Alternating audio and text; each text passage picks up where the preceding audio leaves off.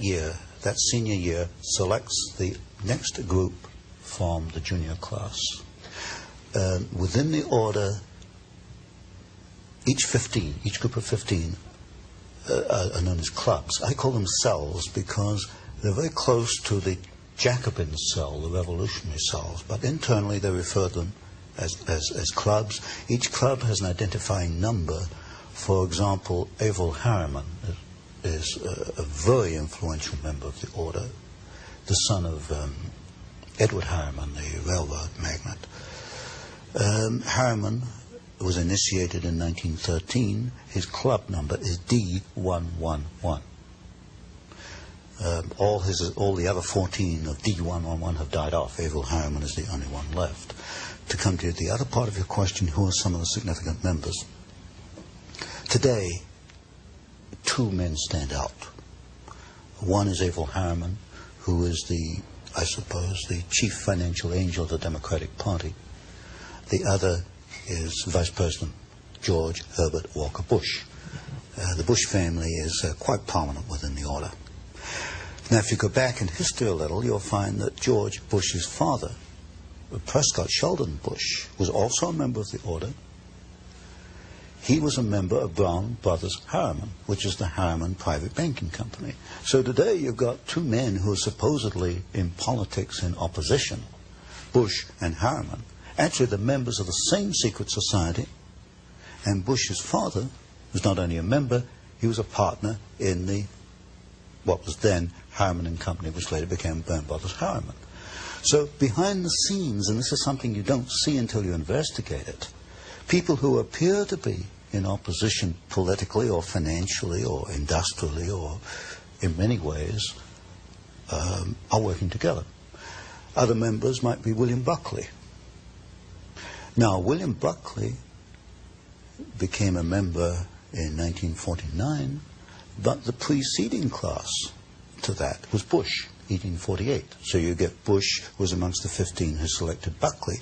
And Buckley's club, that 15, was the 15 that selected, for example, one of the new members for 50 was the Reverend Sloane Coffin Jr.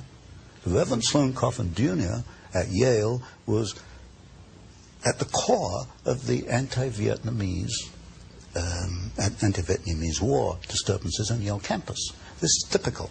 You'll find that men in the same society will take opposite positions in public.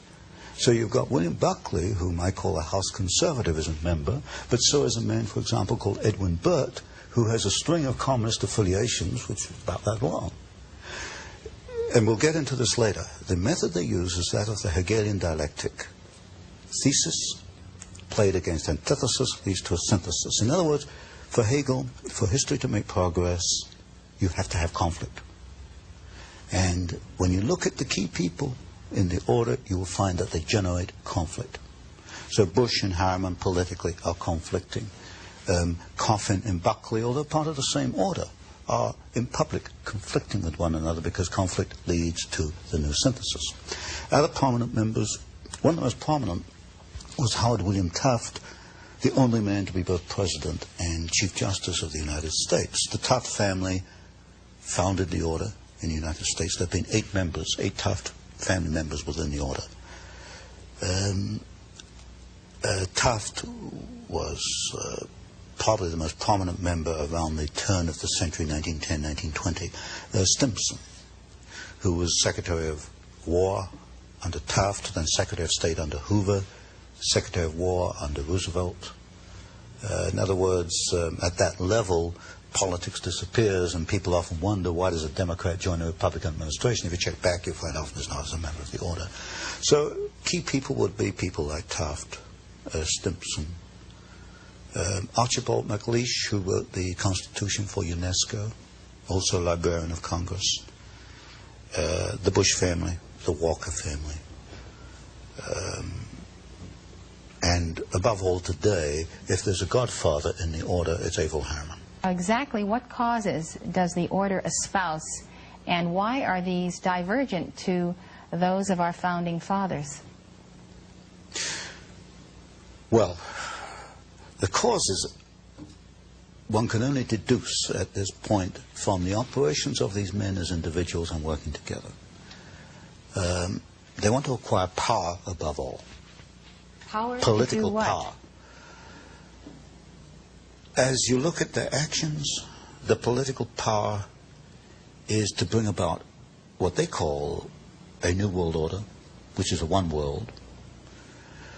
But they use the Hegelian techniques, and we know enough about Hegel to know that not only does this mean the dialectic process, the creation of conflict, but it also means that individuals such as you and I, or anybody watching this program, will be cogs in the state, that we have no individual rights. Our rights for Hegel, individual rights for Hegel, come about through obedience to the state. We see it in the educational process, which we'll probably talk about later, that we have adopted what I call a Hegelian system of education, which is not to bring out your innate talents, but to prepare you to be an individual cog in the state. Now, are you saying the members of the order believe this, and this is a part of their worldview? I would say that there is a minority within the order that does believe it. There's one thing I've learned in looking at the papers, that they're not all active. Maybe at any one time only 20% are active. Undoubtedly, the 20% that are active have this goal. If you look at Taft's great work, although as a president he hasn't accounted for very much in the literature, Taft's great work was to bring about the World Court, international law. International law in a World Court will be essential in a New World Order.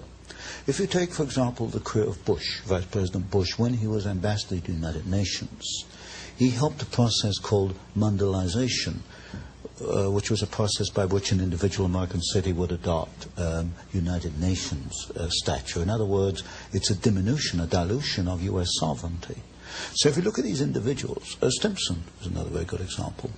Averell Harriman, certainly, in the way he's financed the Soviet Union, he's worked towards the build-up of the Soviet Union. If you look at these individuals and ask what is the common pattern, the common pattern is the creation of a one world.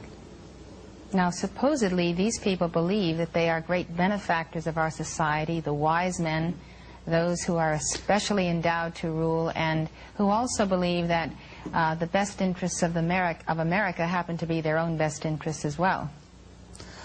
I have never seen anything in their literature which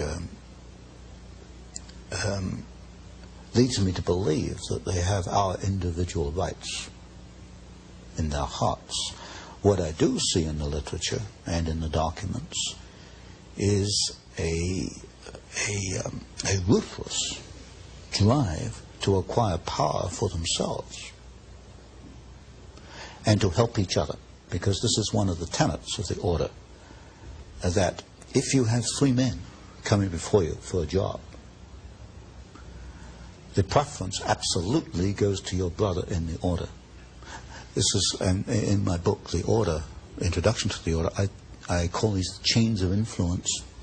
And I trace one pattern where Stimson brought the McBundy family into the War Department. Then the McBundys go on and become key people both in the Department of Defense and in the Council on Foreign Relations. They help each other along the way.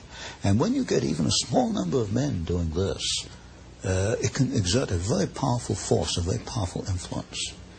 So the basic assumption is that because they know what is best for America, the way to preserve that is to amass power to see to it that the destiny they envision comes to pass.